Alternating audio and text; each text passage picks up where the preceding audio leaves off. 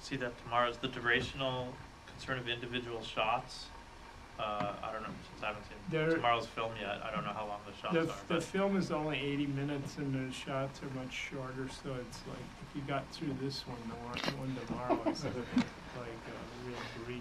Now, did you make them shorter because of any concerns you saw over these two films, or was that no longer a concern? I made them shorter because I wanted to, in each trip I wanted to shoot it over the day that I was there.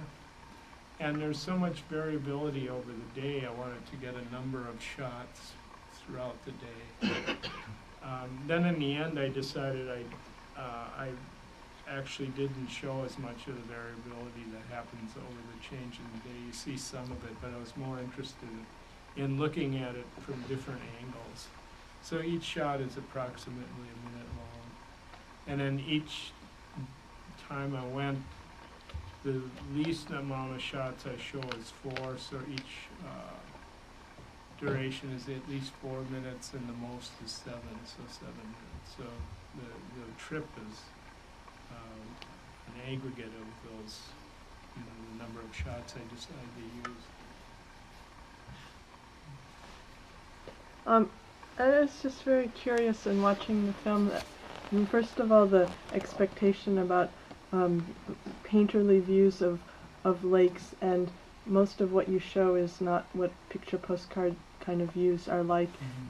And yet I found that every time you removed information, I was so relieved and so interested, so much more focused than when there was more information in the shot. It's kind of an interesting commentary on the ability to be attentive when you took out color and you took out objects, and really just playing with grayscale and with very minimal movement. It was such a pleasure to watch the images, and so it was for me very interesting, that alternation between images that had more surface to look at, and then the removal of that, and the ability to focus even more closely.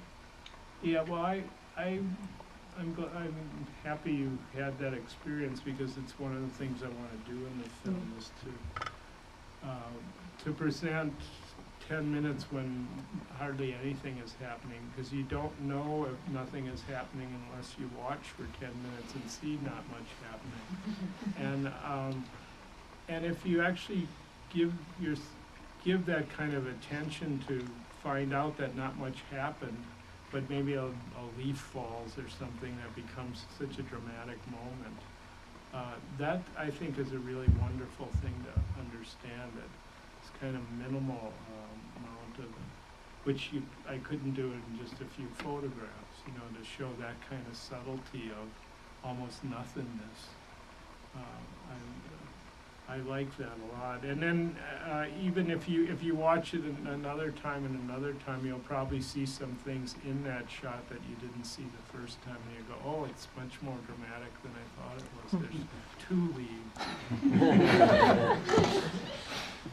I still see things in it when I watch it that I didn't notice when I was filming it. I never look through the camera. I always step back and watch from behind. So, but in terms of duration, then, I imagine you're standing there with your tripod legs in the lake, and you've got the idea that it's going to be a 10-minute duration on the screen. When's the moment that you start the camera running? Generally, when I get it set up and it's ready, I just turn it on, unless I'm waiting for something. If I'm waiting for a cloud I don't like, that's in a corner of the frame, I'm waiting for it to go out. Or if I'm waiting for 5 clouds to drift in and then start, it might be that. So there are times when I waited before I started, but most of the time it would be when I set up the shot. And then I'm ready and I turn it on. I go and turn the tape recorder on, and I turn the camera on. And then I try to be quiet. And if it isn't windy, I don't have to, I get away from the camera so I don't bump it or do something foolish.